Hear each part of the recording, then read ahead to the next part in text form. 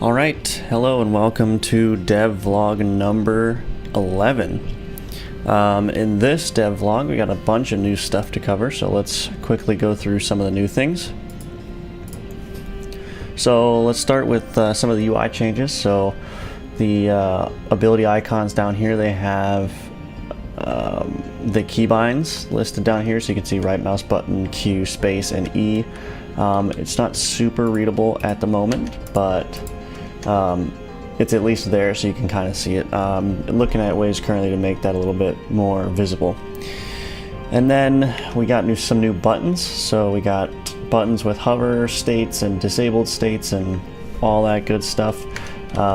We have some panels. The panels shrunk a little bit in size so they're not as bulky looking. Replaced these level up and rarity level modification buttons with the arrow icons, things like that. So the UI just generally looks a lot cleaner. And then I created a current equipment panel where you can look at the equipment that you have on and you can inspect it. So if I equip another item here, I can press my C key by default to bring up the character equipment panel, and I can look at my equipment. I see I have a crown and a great sword. Okay, so the next thing that was worked on is there's a player hit feedback effect now. So if I take a hit from one of these guys, you can see how the edges of the screen become blurred and there's like a vignette effect that fades out over time. And so that should be really easy to tell when you're taking damage now. And then the second part is the camera shake was updated to be more bearable. So if I go ahead and kill a keeper, so let me take some damage and get a keeper out here.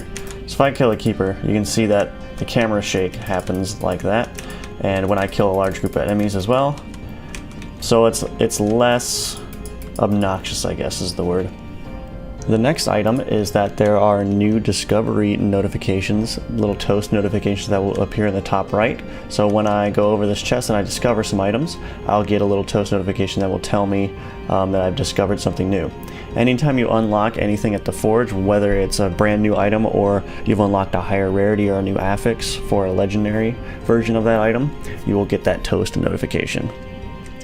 Alright, so that's all I'm going to show in video form. It's going to be easier to talk through the other changes in Trello form because they're not really demonstratable on video. So one tweak that was made to the items is that items will now drop between 1 and max level. So previously, let's say that you were on level 9 of the dungeon, all equipment would drop at +8. So if you had like a +5 piece of equipment, as you played the game, you'd be guaranteed to get better items, better common items, at least every level you progress.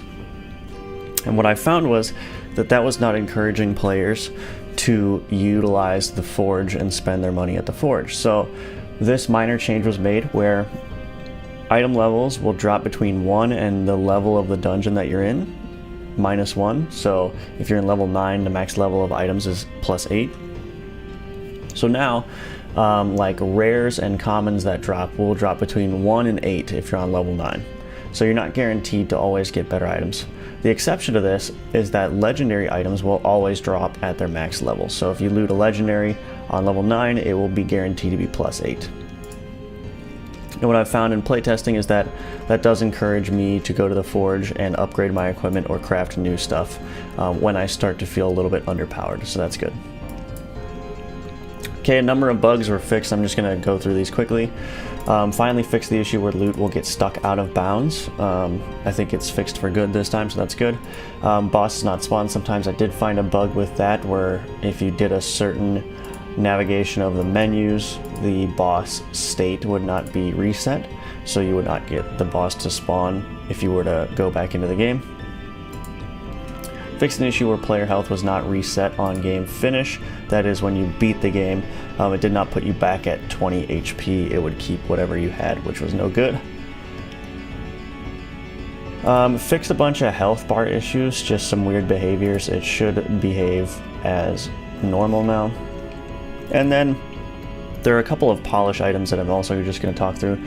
So this tweak visibility enabler 2D behavior for context, this was a feature where if enemies are off screen, they are disabled. There was a number of issues with this though, which I've fixed. So now enemies will not be processed while they're off screen, except for bosses. Bosses will always be processed while off screen, so you can't like run away from them to deactivate them or anything like that. The level, gold, and shard displays were updated, so instead of saying like gold, here's your gold, shards, here's your shards, then those now have icons, and the dungeon level also has an icon as well, so that just looks a little bit nicer in the UI.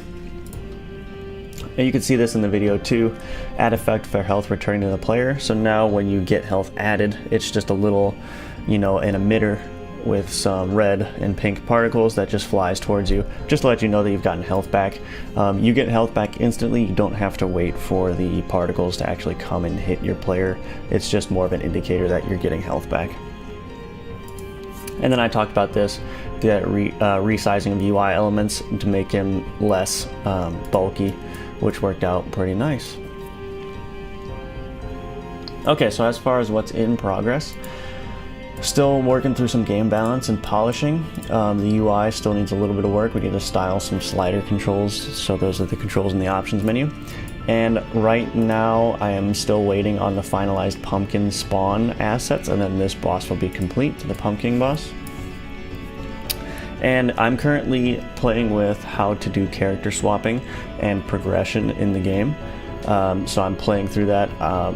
Probably talk more about that in the next dev vlog, but working on progress and starting to work on the Necromancer class, getting that in there.